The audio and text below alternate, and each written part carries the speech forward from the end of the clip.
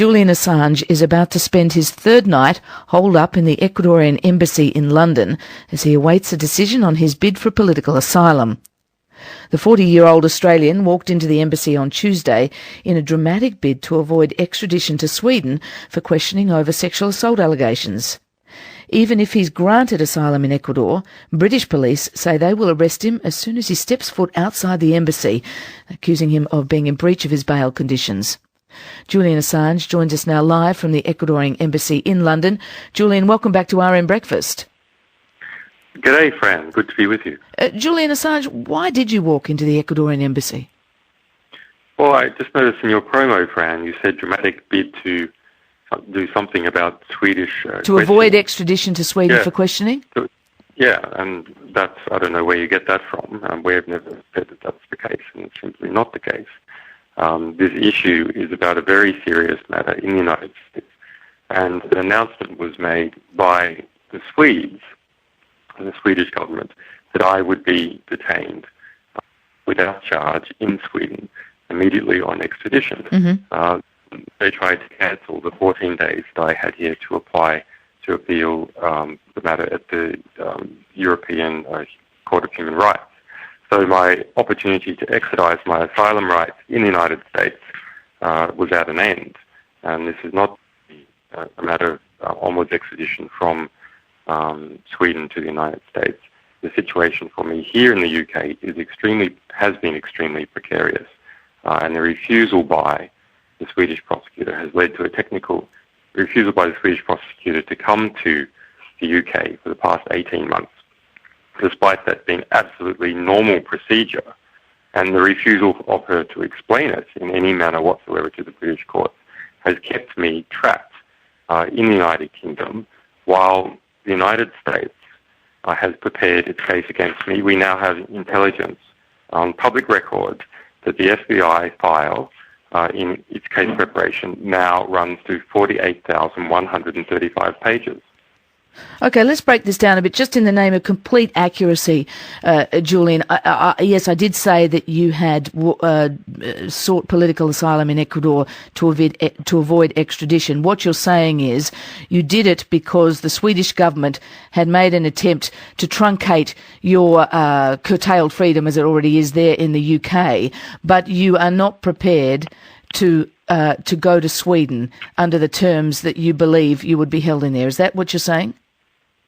That's right. My ability to exercise an asylum right would be at an end, and even to exercise rights for appeal would be at an effective end, because the Swedes announced publicly that they would detain me in prison without charge while they continued their so-called investigation without charge.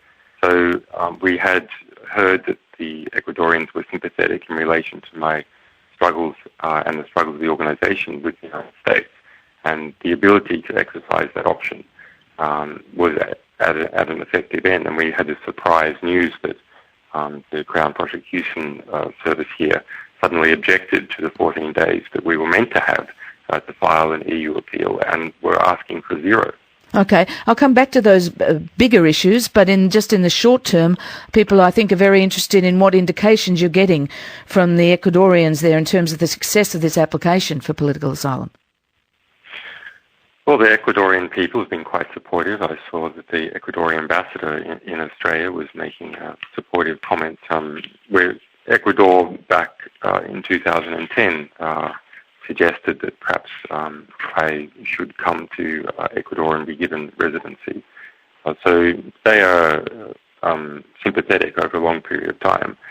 So we hope that the asylum application will be viewed favourably. But now it's a matter of gathering all the sort of extensive evidence about what has been happening in the US and submitting that with the formal request for asylum. And there's Ecuadorians on the outside of the embassy, together with Londoners, protesting in the street, demanding that Ecuador accept the asylum application. Have you got any indication of the timing of this? We have no indication of the timing. When this happened, it took a lot of people by surprise, including many of your own supporters. And for some people, I think it made you look more guilty. It made you look like you're on the run, desperate to avoid facing questions about those sexual assault allegations. Well, this Swedish prosecutor, if their intent is really to proceed with the technical requirements of this case, she is perfectly entitled to come to the embassy. The Ecuadorians have said that she can come to the embassy. She can pick up the telephone like she could have picked up the telephone for the past 18 months, if that's really what she is interested in. And did you have legal advice suggesting you seek asylum in another country, including Ecuador?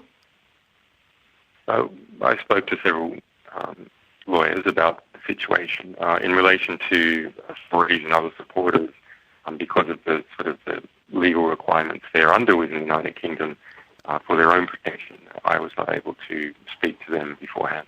So your position is that you don't believe that the evidence suggests the Swedes are really interested in having you there for questioning because they could come to Britain and question you, and that's been your position all along.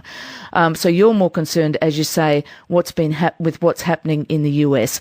What makes you so worried about the Americans? Because repeatedly the Americans are saying they are not interested in extraditing you. Well, they're not. They're being very, very careful with their words, Fran. They now have a 48,135-page FBI file. There's official statements made in court in the prosecution of Bradley Manning. The next statement, which is on Monday, saying that the founders and managers of WikiLeaks are among the subjects of the grand jury proceedings, which have now been going since 2010. Their careful statements reflect that the Department of Justice is not able to formally confirm or deny the existence of the grand jury. It's a policy with all grand juries. But there are subpoenas everywhere. There are witnesses who have come out on public record about how they've been dragged into the grand jury. We have received subpoenas. The subpoenas mention my names. In the past month, 2 people have been detained at the U.S. airport by U.S. officials, interrogated by the FBI, asked questions about me and my organisation, asked to become informers. One of those has gone on the public record. He's a prominent free speech activist from France, Jeremy Zimmerman, and the other, Smarray McCarthy, who worked with me in Iceland. So this is a hot, ongoing, active investigation, and as of 2 weeks ago. It's 6:15 on Breakfast. Our guest this morning is Julian Assange. He's currently inside the Ecuadorian Embassy in London, where he arrived 3 days ago now, seeking political asylum. In terms of the public record, the Australian government says they've received no indication that the US would seek your extradition from Sweden if you were to go there. Can I just play you? We spoke to the Attorney General, Nicola Roxon, about this yesterday. Let's have a listen. We have. I've made clear that I've made representations. And not the answer just to was? Let me tell your listeners who those have been made to, because it's not just the Ambassador, the Minister for Homeland Security, the Deputy Attorney General in the US. We have, from all of those conversations, no indication that they are about to take any action. And we have also said that we don't believe, now having taken advice from the Federal Police, that we have any evidence of Mr Assange having committed any offence that would breach an Australian law. So that's the Attorney General, Nicola Roxon, speaking to us yesterday. No indication the Americans are about to take legal action. That doesn't reassure you? And is that what the Australian government is telling you? They are taking legal action. But they are taking legal action. There have been 9 prosecutors working this case. The evidence is everywhere. They've been issuing subpoenas to our ISPs, to the people I've been meeting, etc. It's a matter of public record. They are taking legal action. They've taken action against Twitter. We have been fighting a legal case in the public record in relation to the Twitter subpoenas for over a year now. Talking about taking legal action. Involves the ACLU, etc., etc. So they're playing word games here. The games that they're playing is that the grand jury needs to conclude. On the conclusion of the grand jury process, and the grand jury is a device, a judicial device, if you like. It's not seen to be part of the executive.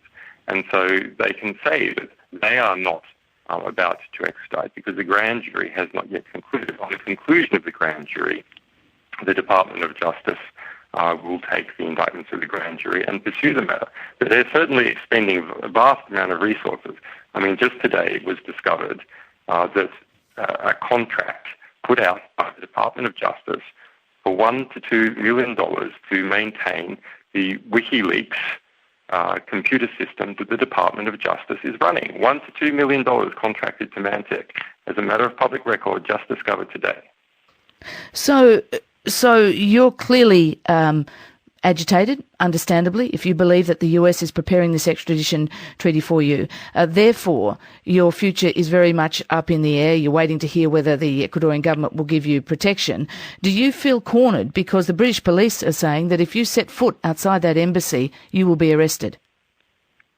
Well, I think an important question is, why aren't I in the Australian embassy? That's the real question. Why didn't you seek protection in the Australian embassy? Because Nicola Roxon, after very reasonable requests made by my lawyer Jennifer Robinson to her in a half-an-hour meeting, and following reasonable requests by one of the most celebrated human rights lawyers who represents me here in the UK, Gareth Pearce, asking them to ask for very simple conditions of the Swedes and the United States, such as that if I was imprisoned in the United States and I could serve my sentence in Australia, refused any of those requests, refused to consult in any extradition to the United States, refused to be involved in any of those discussions, refused to ask that the Swedes come and solve this matter by simply speaking to me in the UK, etc. So this is an effective declaration of abandonment. There is not a single matter of concern under which the Australian government, as represented by the Attorney General, would ask other governments to be reasonable or just in this case. Again, I put that to the Attorney General yesterday. Do you want to hear her? Let's hear her response. Yeah. I totally reject that he has been abandoned by the government. We've offered support to him through consular services. We've made representations to the British government, to the Swedish government, to the US government. That's what the Attorney General said yesterday and the government has also said that you have received as much or more consular support as anybody else has in matters like this. Well, there is no matter like this at all. Everyone knows that. But, maybe that's up until this recent case in Libya, maybe that's true even. The Australian government simply does not support its people. There's a journalist, Austin McCall, who's trapped in Egypt, and he also has exactly the same complaints that I have. These are empty words. When you hear this word consular assistance, I haven't met with anyone from the Australian High Commission since December 2010. What are they talking about?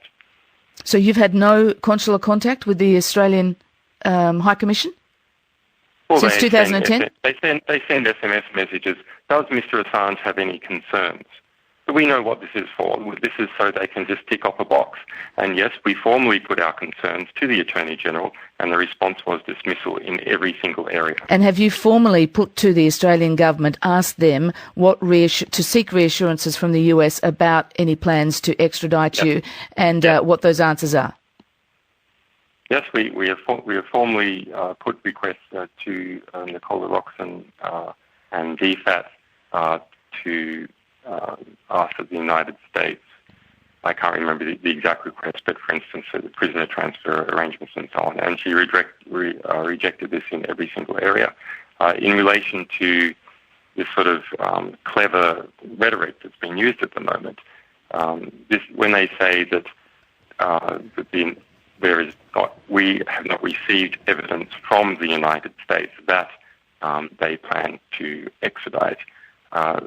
Of course not. At the moment, the matter is before the grand jury. Until it comes out of the grand jury, there will be no such evidence afforded. And you look at other questions of Gillard, for example, where the follow-up question is, to the Foreign Minister. So, is there any indication from the US? Is there any evidence from the US? Extradite Mr. Assange, and the Foreign Minister says, "Oh no, of course not." Follow-up question: have you asked for any evidence? No. So, Julian Assange, let's go to what's next for you. If Ecuador doesn't grant you asylum, what's Plan B? Well, we're in a position to draw attention to what is happening. The Department of Justice in the United States has been playing a little game, and that little game is that they refuse to confirm or deny the existence of a grand jury. And as a result, the press goes, oh, well, they don't confirm it, and therefore we can't really write about it. That's not true. There's public record everywhere. There's multiple witnesses everywhere. There's testimony in military courts about the existence of what is happening in these 48,000 pages, and that the founders and managers of WikiLeaks are amongst the subjects. So we hope that what I am doing now will simply draw attention to the underlying issues. In a case where the truth is on your side, what is most against you is lack of scrutiny. So, I welcome the lack of scrutiny. People should welcome the scrutiny. People should go to justiceforassange.com and they can read about some of these issues. Okay. And good journalists in Australia, such as Philip Dorling, who's been heroic in his exploration of the FOI traffic between Australia and the US, are also showing that there are serious issues here, and they are being hidden through slimy rhetoric coming out of the US ambassador to Australia by Gillard and by the foreign minister, and that needs to stop. Is scrutiny really what you're after here, rather than a life and a future in Ecuador? What if you're granted political asylum? Are you ready for a life in Ecuador? And also, back to that original question, do you think you'd ever make it there, given what the British Metropolitan Police are threatening to apprehend you if you step foot outside the embassy? Well, a life in Ecuador, these are friendly, generous people, is much better than a life behind bars in the United States under SAM's restrictions, which are Guantanamo Bay-like restrictions, which they routinely apply to people accused of espionage. That is, you can't speak, can't communicate, because I might communicate some password or something. And this is a routine matter that is applied in these sorts of cases. And in terms of a life in Ecuador, amongst warm and friendly people, no doubt they are, but Ecuador's justice system and record on free speech has been criticised by Human Rights Watch, Reporters Without Borders, Amnesty International. It seems ironic, really, that you, the founder of WikiLeaks, would be seeking protection in a country which is criticised as limiting free speech. Well, its free speech issues are certainly no worse than the ones in the UK. This is a country with hundreds of secret gag orders, so let's keep things in perspective.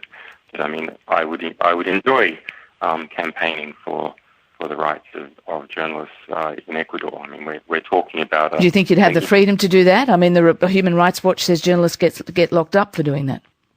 Oh, look, Human Rights Watch is based in New York. Ecuador has an issue with Chevron, which is a US company, and so on. There's been a lot of tussles between the US and Ecuador, which is one of the reasons why Ecuador, I presume, would be happy to grant me asylum, because they understand the difficulties when you square off with